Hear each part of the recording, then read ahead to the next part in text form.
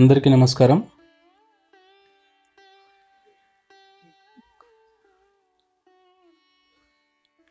ఈ మధ్య నేను నా వ్యక్తిగత పనుల వల్ల కొద్దిగా బిజీగా ఉండడంతోటి నేను వీడియోస్ రెగ్యులర్‌గా తీయలేకపోయినా. కానీ గోసేవ మాత్రం నిత్యం నేను కంటిన్యూ చేస్తూనే ఉన్నానండి.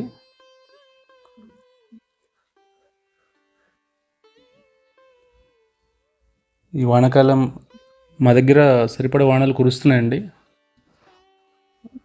దాంతో పచ్చిగడ్డికి ఈ మధ్య అయితే ఆవుకి ఇబ్బంది ఏం కలగలేదు.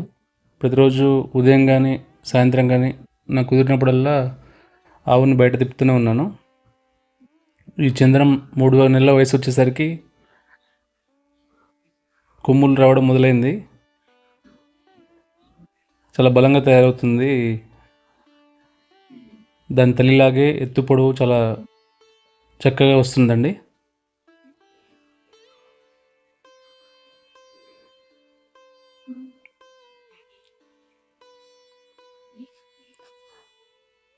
పాలు తీసేటప్పుడు దాన్ని పట్టుకోవడం, తీసుకురావడం కూడా నాకు కొంచెం దాని బలానికి నేను సరిపోవట్లేదు గుంజడానికి.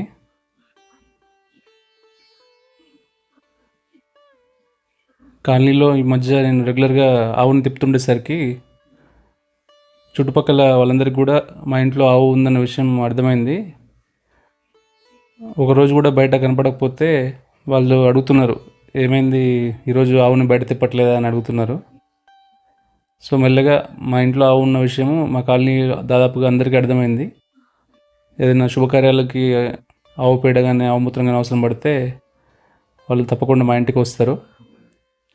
అది నాకు ఒక విధంగా చాలా గొప్ప పని.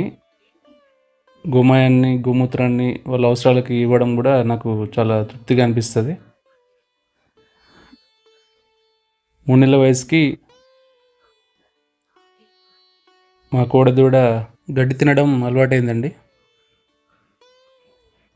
ఈ పుంగనూరు ఆవు మా ఫ్యామిలీ ఫ్రెండ్ వాళ్ళదండి. అది వరుసకు నాకు సోదరుడు, అన్న అవుతాడు. అన్న వాళ్ళ ఇంట్లో పెంచుకుంటున్న పుంగనూరు ఆవు వాళ్ళ ఇంటికి వెళ్ళినప్పుడు ఈ వీడియో తీసినానండి. చాలా మంచిగా ఉంది. ప్రస్తుతం గర్భంతో ఉంది అది. ఇలాగే ప్రతి ఒక్కరు వాళ్ళ ఇళ్ళల్లో పెంచుకుంటే బాగుంటుంది గోవుల్ని. మా ఇంట్లో ఈ వంకాయ చెట్టు ఈ వర్షాకాలం మొదలయ్యేసరికి దాదాపుగా 15 రోజులకు ఒకసారి ఇంటికి సరిపడా కూరగాయలు ఇస్తుందండి. ఇది మనం బయట తెచ్చుకునే కూరగాయలలో ఉండే రసాయనిక ఎరువుల నుంచి మనం కాపాడుకోవాలంటే ఇంట్లో కూరగాయలు పెంచుకోవడం తప్పనిసరి అని భావించి నేను కూరగాయలు నాటినాను. కొన్ని పూర్తి స్థాయిలో నేను చేయలేకపోయినా కానీ ప్రస్తుతానికి ఈ వంకాయ చెట్టు, అలాగే కొన్ని దోస తీగ పాడుతుంది,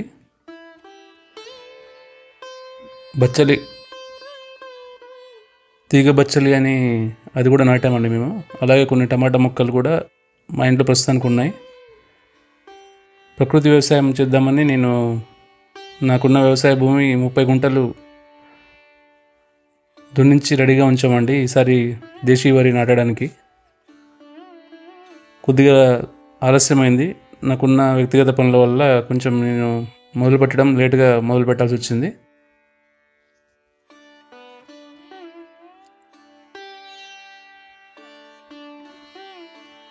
ఈసారి మేము ప్రకృతి వ్యవసాయంలో భాగంగా కుజి-పటాలియా అనే దేశీ రకం విత్తనాన్ని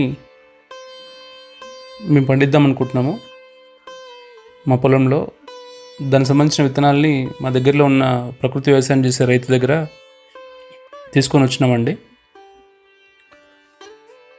దేశీ విత్తనాల్లోనే మన ఆరోగ్యానికి ఉపకరించే గుణాలు ఉండే స్వభావం కలిగి ఉంటాయి. సో కుజి-పటాలియా అనేది సన్న రకము. పిల్లలు కూడా దాన్ని తినడానికి బాగా ఇష్టపడతారు. దాన్ని నారుమడిలో మేము మొలకల్ని చల్లినాము.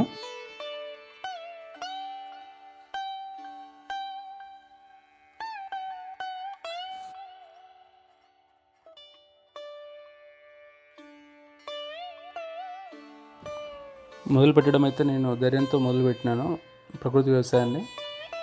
చివరి వరకు నేను సఫలీకృతం అవుతానని నాకు నమ్మకం ఉంది. మొదటిసారి కాబట్టి మన తప్పులు ఉంటే నేను సరి చేసుకుంటూ వచ్చేసరికి పూర్తి స్థాయిలో నేను పండించగలుగుతా. నారుమడిలో కొద్ది భాగం నీరు ఇంకా నిండి ఉండడంతో మొలక చెడిపోయే ప్రమాదం ఉందని మా ఫ్యామిలీ ఫ్రెండ్ చెప్పినాడు. ఈరోజు ఉదయం వెళ్ళి నీటిని కొంచెం తీసేసి కొంచెం బీటలు వారేలాగా తయారు చేద్దామని మా ప్రయత్నం మొదలుపెట్టినాము.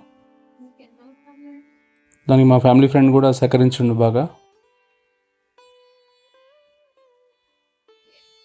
ప్రతి కుటుంబము కుదిరినంత మేర ప్రకృతి వ్యవసాయం చేస్తూ గోమాతని ఇంట్లో ఉంచుకొని దాని పాలు ఇంట్లో వాడుకుంటూ ఇంటికి సంబంధించిన కూరగాయలని కూడా పెరటి తోటలో పండించుకుంటూ తినగలిగితే దాదాపుగా మనం ఆహారం ద్వారా తీసుకునే హానికారక రసాయనాల నుంచి దాదాపుగా 70% వరకు మన ఇంటిని మనం కాపాడుకోవచ్చండి. జై గోమాత.